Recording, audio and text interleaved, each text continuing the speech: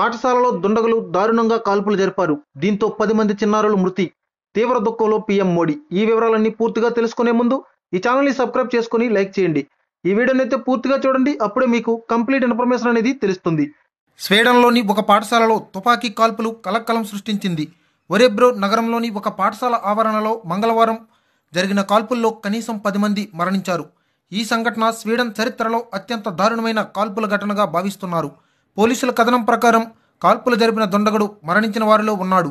ఒరెబ్రో నగరంలోని జిల్లా పోలీసు అధికారి రాబర్టో ఈద్ ఫారెస్ట్ ప్రకారం కాల్పుల్లో అనేక మంది గాయపడ్డారు. అయితే దర్యాప్తు కొనసాగుతున్నందున బాధితులు ఖచ్చితమైన సంఖ్యను ఇంకా నిర్ధారించలేకపోతున్నారు. బాధితుల కోసం పోలీసులు ఇప్పటికీ పాఠశాల ఆవరణలోనే వెతుకుతున్నారు.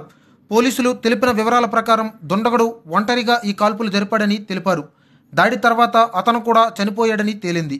కాల్పులు జరిపిన దుండడికి ఎటువంటి నేర చరిత్ర లేదని పోలీసులు తెలిపారు. అలాగే ముఠాతో సంబంధం లేదు. ప్రస్తుతం పోలీసులు ఈ విషయంపైన దర్యాప్తు చేస్తున్నారు. అయితే కాల్పుల ఘటనకు సంబంధించి దుండగుడి ఉద్దేశ్యం ఇంకా స్పష్టంగా తెలియలేదు. స్టాక్హోమ్కు పశ్చిమాన 200 కిలోమీటర్ల దూరంలో ఉన్న ఒరెబ్రోలోని ఒక పాఠశాల క్యాంపస్లో ఈ కాల్పులు జరిగాయి.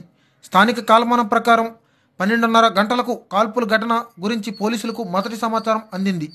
ఈ సంఘటన రిచ్బర్గ్స్కా సెకండ్ స్కూల్ విద్యా సముదాయంలో జరిగింది. ఇది ప్రాథమిక మాధ్యమిక విద్యను పూర్తి చేయని వారికి విద్యను అందించే కోమ్వాక్స్కు చెందినది. మరి ఇంత దారుణమైన ఘటన ఒక్కసారిగా తుపాకీ కాల్పుల శబ్దాలు విన్నామని ఉపాధ్యాయులు తెలిపారు.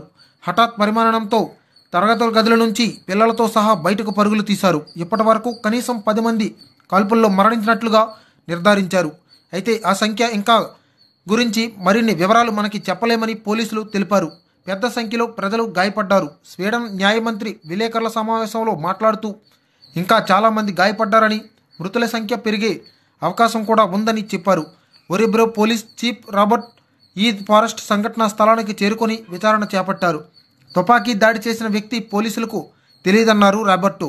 అతనికి ఏ ముఠాతోనూ సంబంధాలు లేవన్న ఆయన నిఘా వర్గాల సహకారంతో కేసును దర్యాప్తు చేస్తున్నామని తెలిపారు. ఇలాంటి మరెన్నో అప్డేట్స్ కోసం ఈ ఛానల్ని సబ్స్క్రైబ్ చేసుకొని లైక్ చేయండి.